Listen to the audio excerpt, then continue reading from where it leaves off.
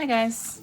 I didn't get to make a video for this class earlier today, so sorry this one's a little bit late in the day, but hopefully this will help you understand Module 10.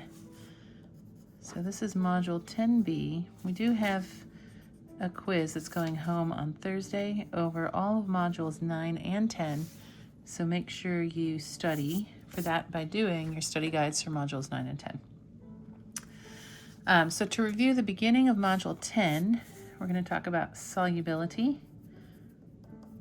Remember, when you pour a solute into a solvent, you make a solution. Okay, so remember these key vocabulary words. These are very important in this module. If we have a solid solute and we increase temperature, the solubility also increases. And we did that in lab. Our salt dissolved better when it was in warm water. And if we decrease temp, our solubility will also decrease. If we have a liquid solute, it really doesn't matter since liquids are all sliding around each other anyways. And if we have a gas solute, like carbon dioxide bubbles, if we increase our temperature, our solubility will actually decrease. When we heated up our test tubes full of Coke, the bubbles came out because they were less soluble, and then when we cooled them down in the ice water, the bubbles became soluble again and went back into solution. So gases are the opposite of solids. And then if we decreased temperature, our solubility will increase. Okay, so this is a review of what we studied on Tuesday.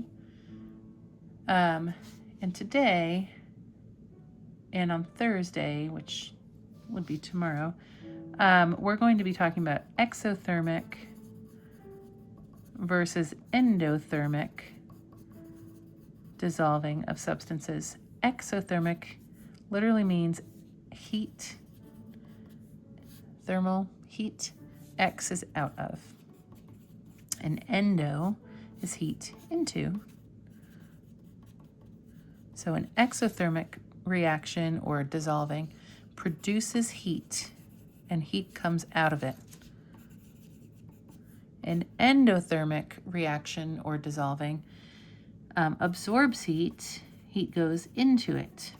When we dissolve salt in water, it actually absorbs heat. It's an endothermic reaction, but it doesn't absorb very much, so we don't really notice it. Most solids dissolve endothermically, but some dissolve exothermically, and we're going to do not a solid, but a liquid, NaOH, sodium hydroxide, which, by the way, we can tell is a base because it has this OH group here. That means it is a base. And OH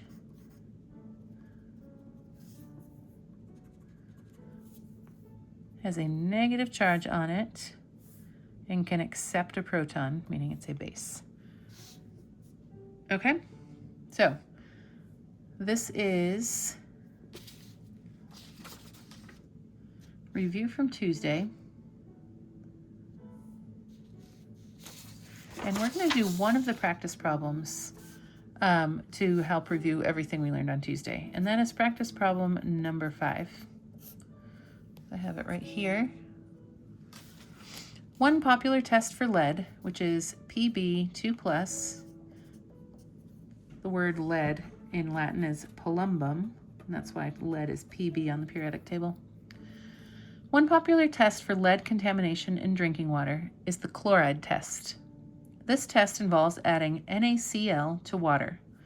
Any lead, or Pb2+, in the water will immediately react with the Cl, forming a solid precipitate. So we know Cl is in group 7 on the periodic table, which means it wants to accept 1 electron. And so we can do our little switch and predict that we're going to get Pb1 and Cl2. So this is lead chloride. And our problem tells us that we're going to have this reaction right here. and this lead chloride will precipitate out in solution, meaning it will fall to the bottom and come out of solution. Measuring the mass of this precipitate can tell you what concentration of Pb2 plus is in the water. If an excess of NaCl is added to 3.2 liters of water and 50 grams of PbCl2 are produced, what was the molarity of Pb2 in the water? So I like this problem because it kind of combines everything we've learned so far. So we start with Pb2 plus, this is our contaminant in drinking water. And then they've already balanced this equation for us. 2 sodium chlorides we're going to add, and these are all aqueous, just meaning they're dissolved in water. And then our precipitate, since it's precipitating out of solution, it's a solid, will form, and what's left over is 2 Na plus ions.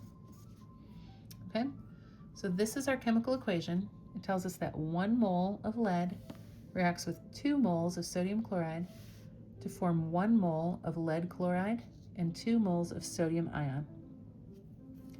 Now our problem told us that we had an excess of NaCl, so we don't have to worry about how much there is. It's added to 3.2 liters of water,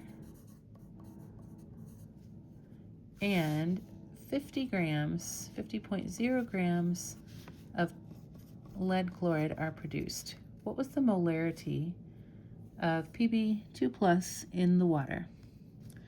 How can we figure this out? Well, we know how many grams we have of lead chloride. Let's figure out how many moles we have, because we know that for every 1 mole of lead chloride produced, we had 2 moles of sodium chloride. So let's figure out how many moles of lead chloride we had. So we have 50 grams of lead chloride. Make it times in a fraction. And then I need to find my periodic table. And I'll find lead. Lead is a metal. So it's in here in the middle. And its weight is 207. So lead is 207. And then chloride is over here in group 7, and its weight is 35.45.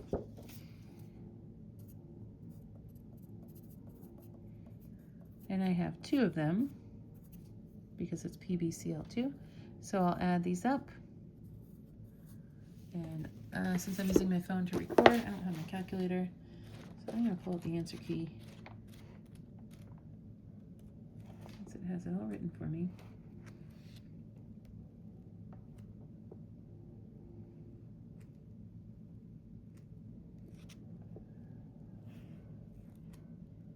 Oh, that's module 11.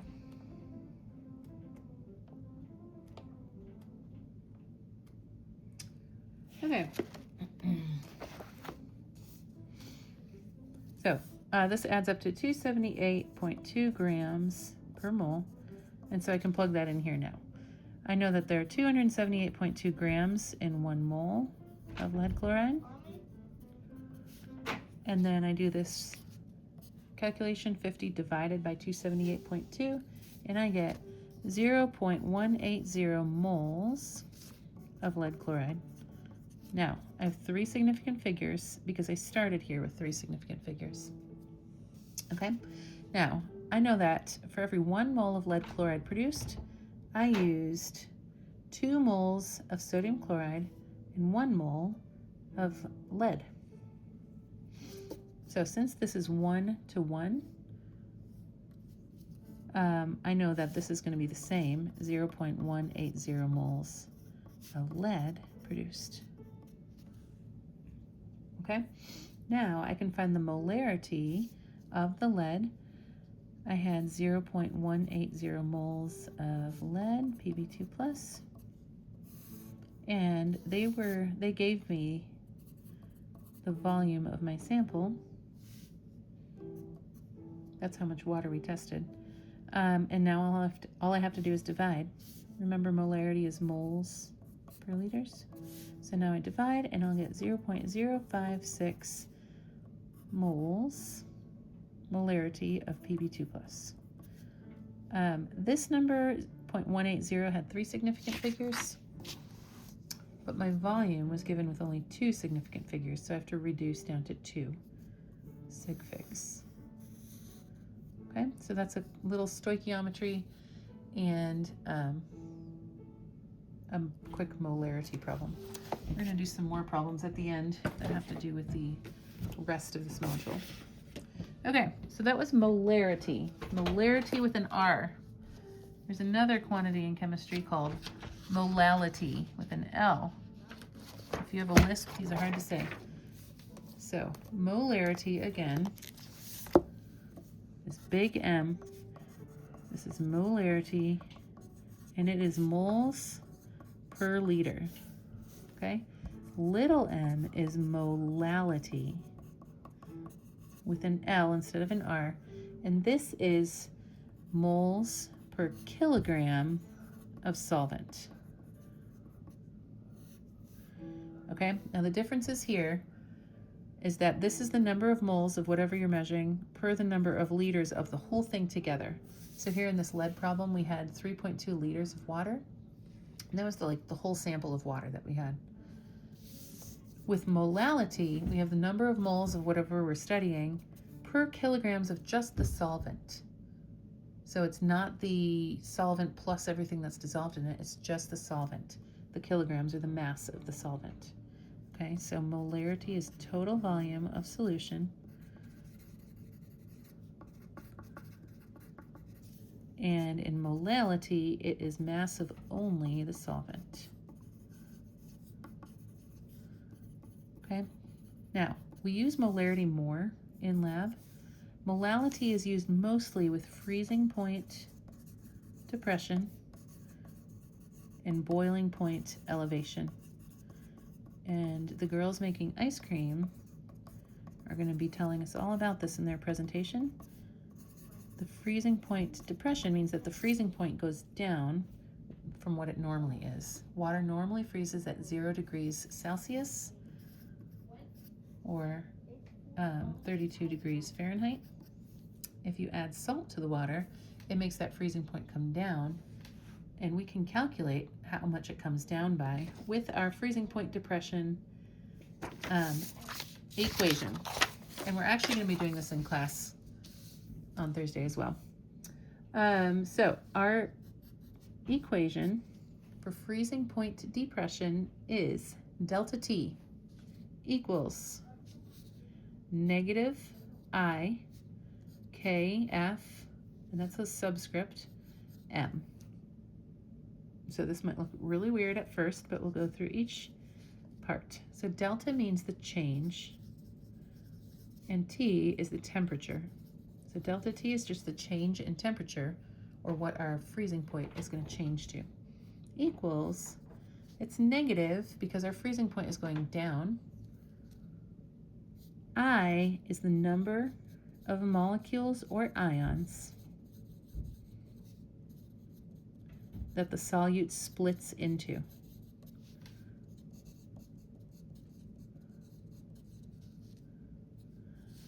Then K subscript F is our constant. A constant is a number, a mathematical number that never changes. These constants are determined empirically, meaning they're determined by experiments. You do an experiment in which you know all of these quantities except the constant, and scientists have determined what the constant is. And this constant is unique to each solvent.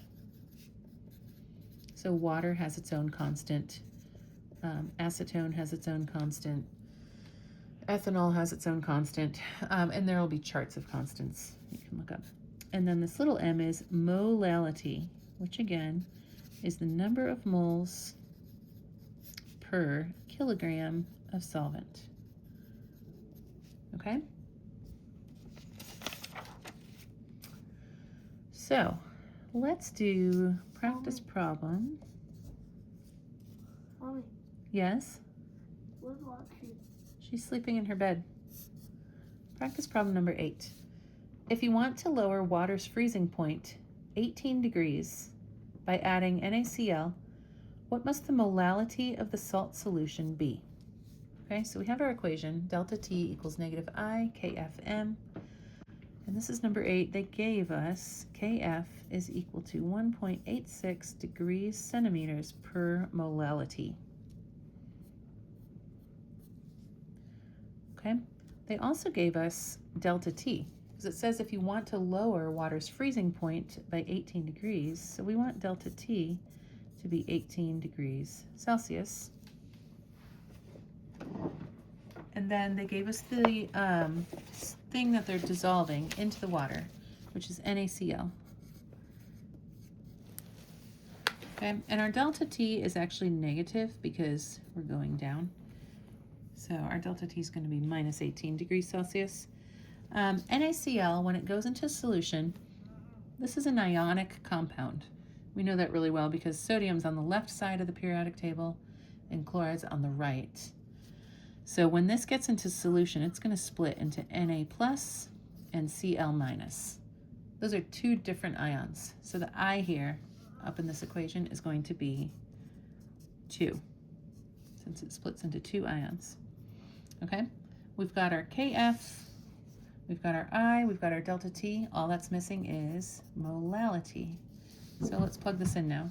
Delta T is negative 18 degrees Celsius, and when you're doing chemistry or any scientific calculations, you need to include your units. Equals negative I, which is 2, times Kf, which is 1.86 degrees Celsius per molality, times M.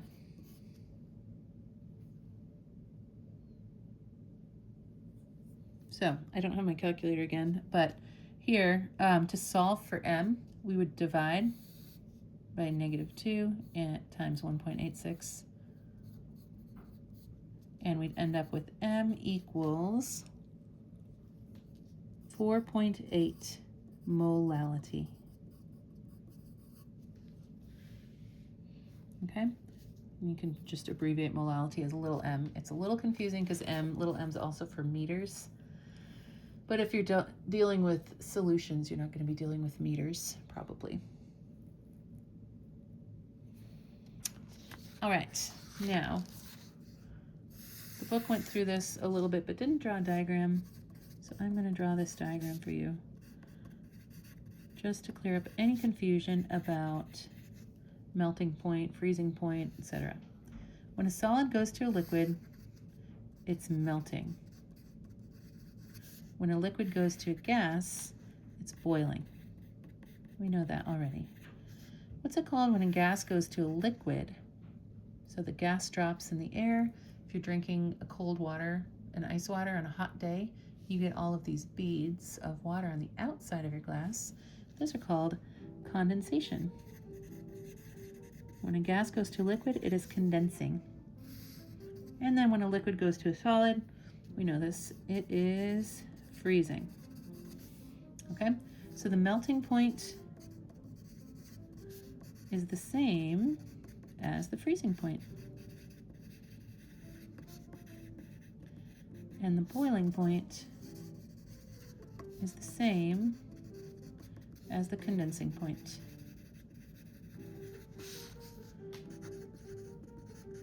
And for water, from solid to liquid, that would be 0 degrees Celsius, and from liquid to gas, its boiling point would be 100 degrees Celsius. That's what our Celsius scale is based on.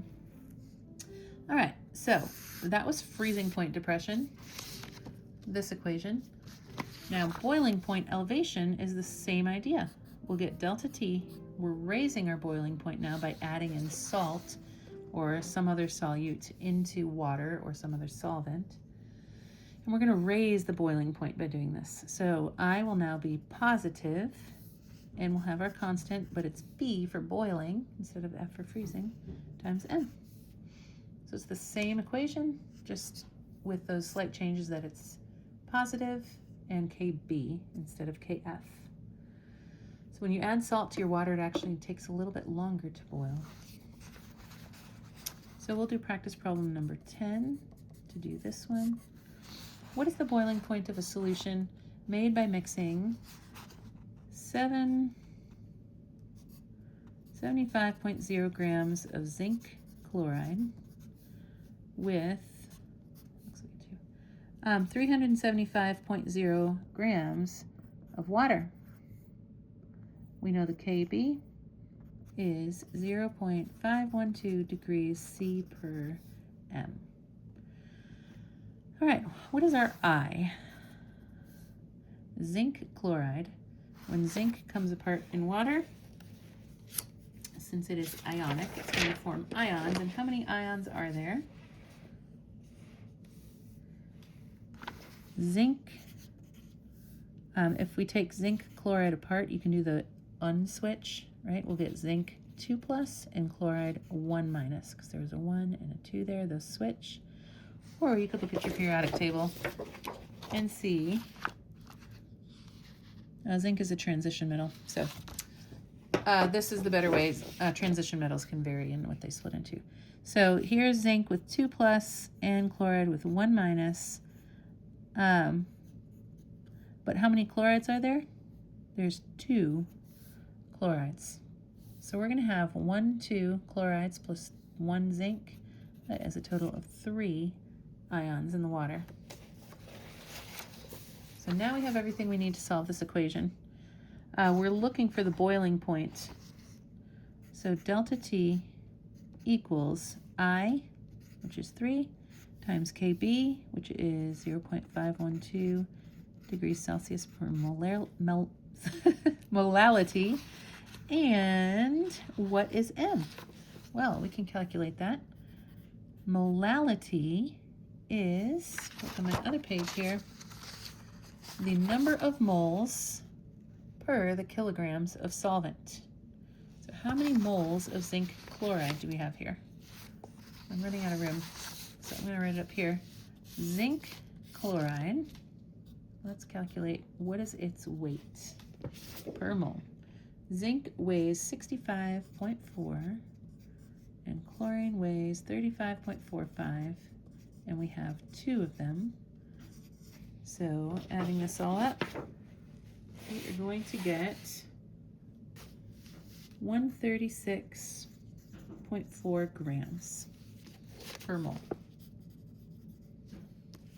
Okay, so now I can plug that in, or figure out how many I have. I started off with 75 grams of zinc chloride, 75.0 grams zinc chloride times, in 1 mole I have, oops, other way around. In 1 mole I have 136.4 grams. So I'm going to end up with moles, and that is 0.550 moles of zinc chloride. Okay, so my molality, I know my moles now, and I actually know my, remember we're looking for, here it is, kilograms of solvent.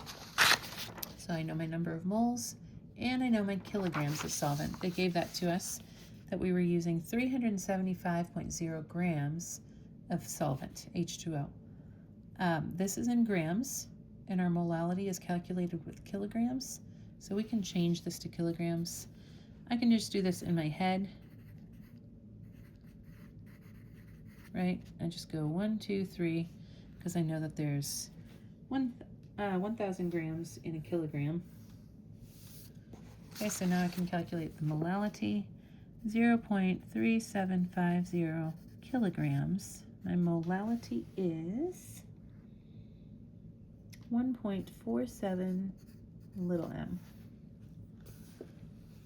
Okay, so now I can finish my equation. Delta T equals 3 times the KB times my molality, 1.47 m.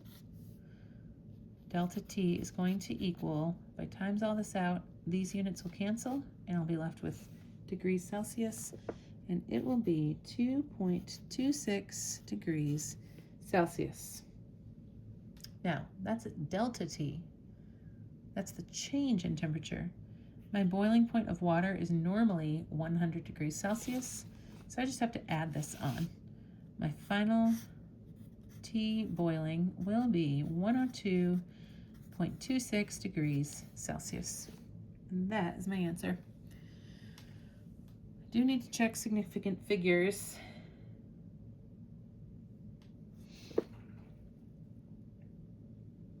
We have 3 significant figures, so we'd have to round this to 102. All right, so that is all for Module 10B.